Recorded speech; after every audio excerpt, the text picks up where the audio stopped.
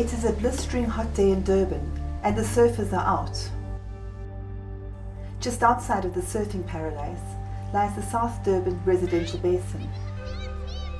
Here, children's playgrounds are shadowed by industrial giants and the smell of rotten eggs permeates the air. What we smell is a concoction of about 100 chemicals that are discharged from the oil refineries every day.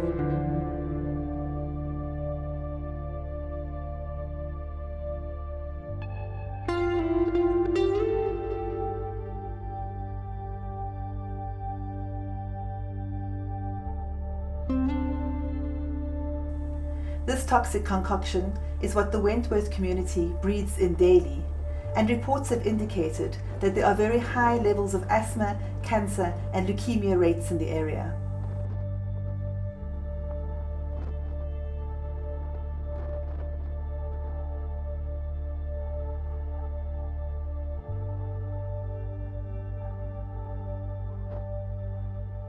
People from outside, they're not used to it, but they can smell it flying down.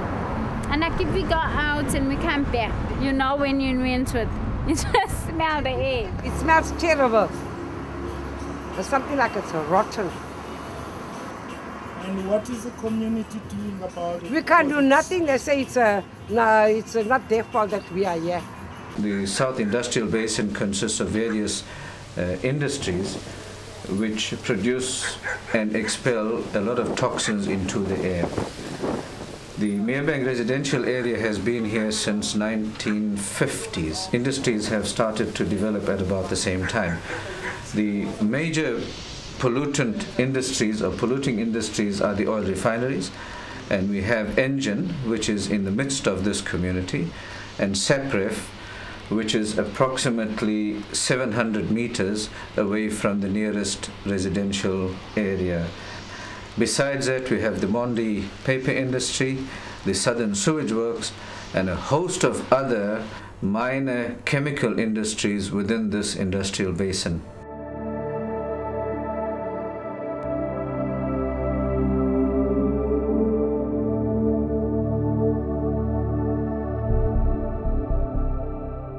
Sometimes I can't breathe properly, so I have to breathe through my mouth. My chest gets tough and I can't, sometimes when I cough it's very sore.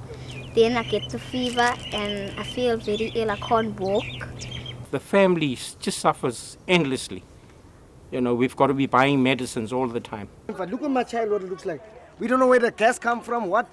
Look at the child is sick. You getting asthma attacks here, the little children? What are you going to do? What is the Engine doing for us?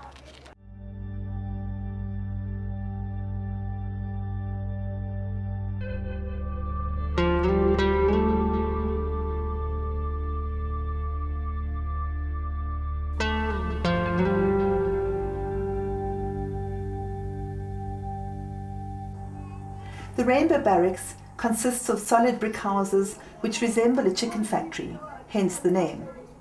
It was constructed over 40 years ago as a temporary measure to house shack dwellers who were forcibly removed from Cato Manor in the 60s. However, alternative housing never materialized, and the community have been living here for 35 years.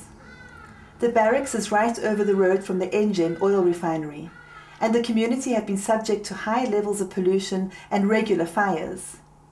The impact on their health has been dire, and most of the children suffer from chronic asthma and respiratory disease. We have been recording these issues over the past 10 years. Sepref releases their fumes on us at night, and Engine. We just want something to be done about this. They're not investing in our communities. And we're tired of our children getting sick. My child has been born with asthma, and you know there's so much pollution in this place that every time I have to go to a hospital, phone the ambulance at night. The pollution is dead here in this parish. They're going to kill us all. We live here 5 years, 10 years, 20 years. We still live like this here. Our children will suffer. That's it. Our children will suffer. What are you doing for us? We don't know. There's many people die with cancer here in Wentworth. I can say, I don't know, I can't count them. Really. Lung cancer, all those sort of things. The air is totally saturated with toxins, and the toxins that we are referring to are mainly the sulfur dioxides, the nitrous oxides, particulate matter, and carbon monoxide. These are the big ones. There are various other pollutants within the area, and a major one is benzene also. In practice, we have also seen that newborn infants, newborn children, within the first few months of living in the area tend to develop wheezing. And it's always been our concern that why should these children, who are not yet wheezers, who are not even grown up, the lungs have not even matured, but suddenly develop wheezing, particularly when they are Meerbank. But yet if the parents are out of the area, those children are very well. I've got a 10-year-old son that's on chronic medication because of the area that I live in. And when I had him taken and checked to specialists, they said to me it's actually the pollution that we're exposed to. The other effects that we see here are in relationship to nasal allergies, sinusitis, as well as a very high and unusual incidence of skin irritations, skin eczemas, skin itches. This year, if you look at him, just came up last week, which I had to take him for medication for as well. It's an allergy. They said he's on Allergex. He's got a ointment that he's got to rub 2 or 3 times a day, and that's actually caused because also of the pollution. My advice to the communities is that should there be any person within the family already severely adversely affected by pollution in terms of lung disease or any form of malignancy or chronic ailment, look for alternative means to move out of the area, because in the long term you are going to be suffering the consequences. Then nobody, and I must tell you right now, nobody is going to come to your help when the need arises.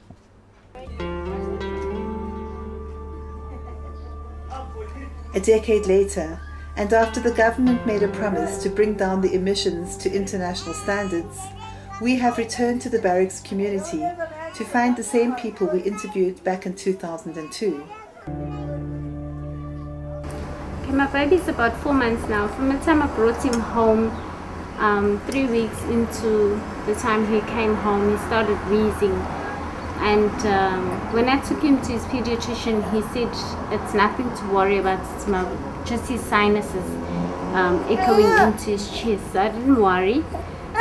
In the past 3 weeks, he's been hospitalized twice with the respiratory virus. Yeah, my child's got sores on the head, which he's never had. He's never been born with it. But today you treat it, it goes away for that time, it comes right back again. And at the moment, as you can see, they started all over again. Due to engine. Due to the pollution, and we are relocating. They are taking us from pollution back to pollution. It's due to what they're letting out at night when we're sleeping. That's what's causing these children to have all these sores. We don't know, but you just see black smoke every night here, clouding us. That's why people are all full of asthma here through engine.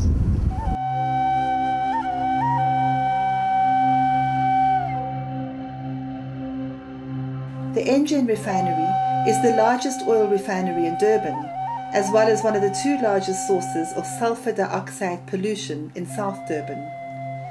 The barracks community has been living across the road from the Engen oil refinery and have been exposed to high levels of petroleum-related pollution, which are only exacerbated by the many fires that have occurred over the years.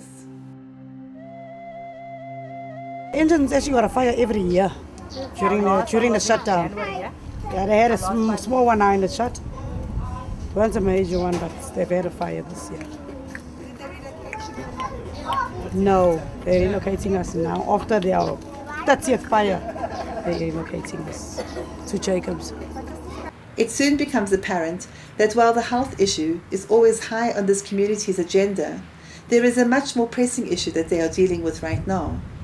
They tell me that Engen has, after 30 years of abuse, declared their small neighborhood an industrial hazardous site and has put in plans to relocate this community to another area.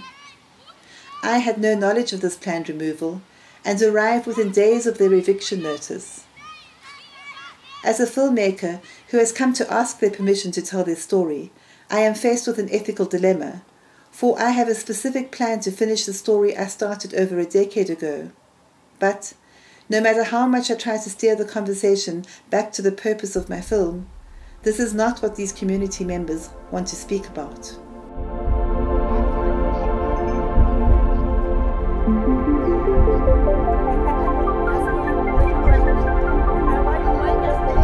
Yeah, the main issue here is mainly the overcrowding of the housing. There's like 3, 4, 5 families in one house. And in that family you get, it's mother, father, it's children. Then you get the brother with his wife and their children, and you get that brother. It's quite a lot. And it's also causing a lot of problems. That's our main concern in this community here. It's more than the pollution, it's mainly the overcrowding. Although pollution does play a big role as well, but it's mainly the housing situation. That is our main concern and our main struggle. They're relocating us from here. They're saying they're taking us to a better place, but we're going to an industrial area where there's even more pollution as well. So it's like there's no difference about it. I have no choice now but to follow their story, for they are not my subjects to be manipulated and forced into dropping the very thing that is causing them great anxiety, for the sake of a white filmmaker who has become a virtual stranger to them over the last decade. It occurs to me that the story of pollution and the story of poverty, overcrowding and forced removals are one and the same story, for it is the story of people of colour in South Africa who were forced to live downstream, downwind and across the road from industrial complexes. Where they actually locked me up and so forth. They locked me up. My wife was pregnant in this whole thing and they shot at the crowd. They did? Yes. Read this line. You read from here. If they don't like the houses, then let them go to hell. That's now a message. Sign up! Sign up! Sign up! All of you sign up! But what are they eating? Who's eating this money of our people? Who's eating our money? Why you don't come and upgrade my home? Upgrade my home and make my home a better place.